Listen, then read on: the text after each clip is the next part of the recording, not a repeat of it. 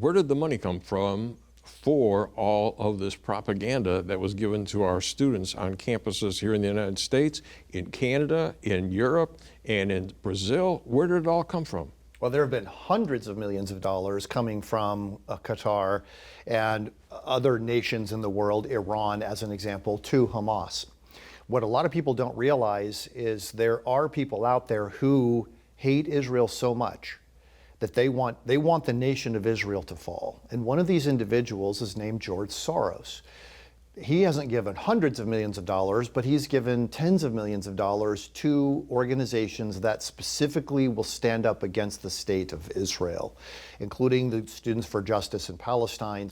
And unfortunately, one of the ultimate recipients was a group called the Christians for Middle East Peace, which is made up of Christian denominations all across the United States of America. Can you name some of those churches? Who participated in the indoctrination. So the American Baptist would be a part of this, Reformed Church in America, the Evangelical Lutheran Church, the Presbyterian Church USA.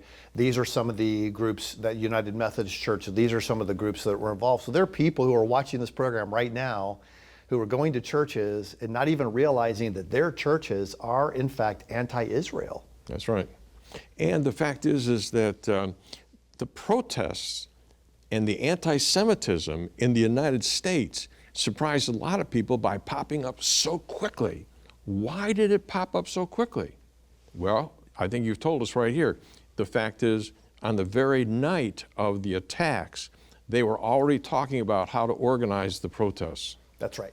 And the plan was for them to accuse Israel of genocide from the beginning, to accuse Israel of ethnic cleansing. The Churches for Middle East Peace put out a press release almost immediately after they heard about the attacks, and it did not say Hamas did something evil, they need to be stopped. It said, this is a cross-border skirmish. Unfortunately, innocent people have died, and we are worried that Israel is going to be involved in ethnic cleansing.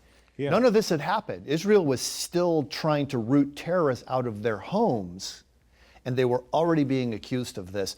That is clear evidence to me that this was a pre-planned agenda. Well, the very fact that 127 university campuses had this information immediately on October 7th tells you that somebody had to organize it.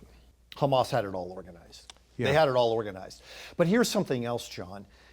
They ended up in league with leftist progressives in the United States of America, which is very odd because leftist progressives believe nothing that Hamas believes.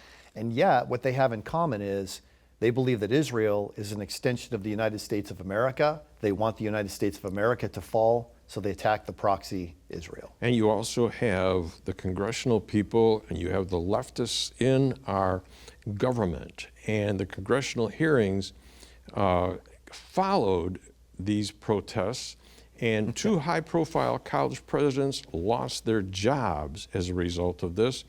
We've got faculty at some of our top universities that were pushing this and had a hard time admitting this, and then you wonder how it is our students are turning out the way they are.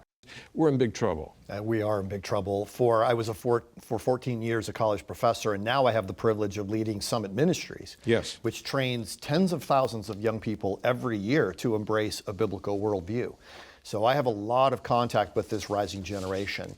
And I have found that their education system over the years has become increasingly strident and simplifying everything in the world into a lens of power. It is the oppressors versus the oppressed. Take all of the complicated evidence, simplify it, make people clash because history advances through clash. This is what American young people are being taught, Canadian young people in Europe as well.